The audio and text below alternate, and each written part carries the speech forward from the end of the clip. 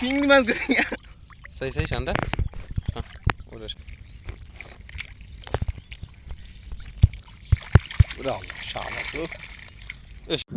আসসালামু আলাইকুম প্রিয় দর্শক, আশা করি আপনারা সকলে সবার পরিবার নিয়ে খুব ভালো আছেন।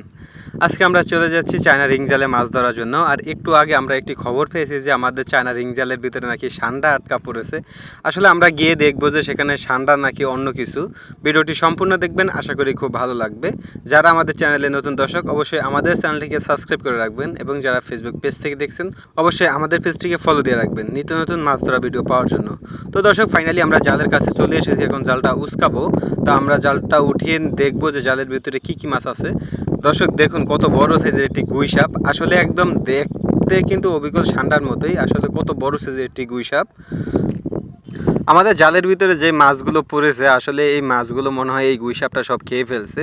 আর এই গুই সাপটি মনে হয় রাতের ভিতরে আটকা পড়েছে আর জাল থেকে ছুটতে পারে নাই, যার কারণে সে সেখানেই মারা যায়। তো আমরা এইটাকে জাল থেকে বের করে আর কি দূরে ফেলিয়ে দেব। আর আমাদের জালের অপর প্রান্তে দেখব যে কি কি মাছ আছে। ভিডিওটি সম্পূর্ণ দেখবেন, আশা করি ভালো লাগবে।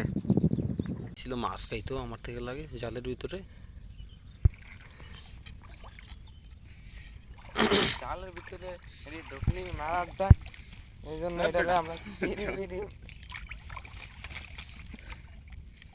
ওই বিলে টান দে, একটু সাহায্য না করলে চিংড়ি মাছ গেছে সেই সেই ঠান্ডা ওরে ঠান্ডা রে, বিশাল বড় ঠান্ডা। ও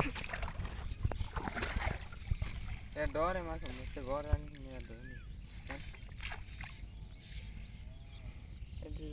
দেশি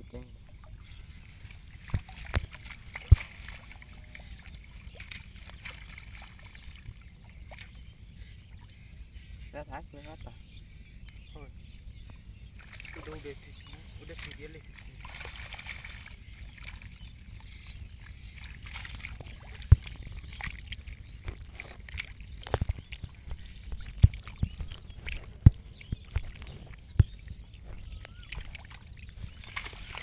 এই গুলটা আইজি সাইডে দিবে দেই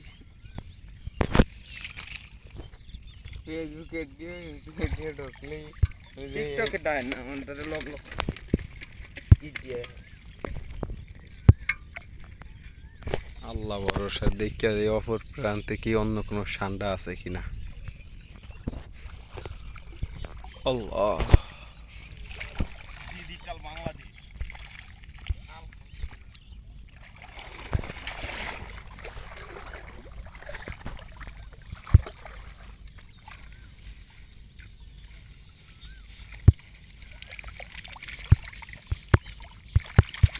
সাপ আছে, এ সাপটার সাইডে দিও তো।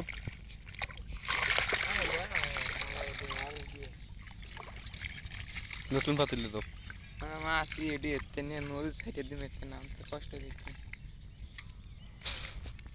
মিয়া মাছ আনতে ধরে নিয়ে নদীর সাইডে দিবা, এই বিলের থেকে নামতে কষ্ট। মানবতা আজও বেঁচে আছে, সেটা তোমাদেরকে দেখলেই বোঝা যায়। মানবতাটা এই যে মানবতা বেঁচে নাই কি কইছে সাইডে দিছো তেলাপিয়া, নাহলে তো আমরা এটা খাই ফেলতাম। বাই মাছ, বাইলা মাছ পুড়িয়ে তাড়িয়ে দে।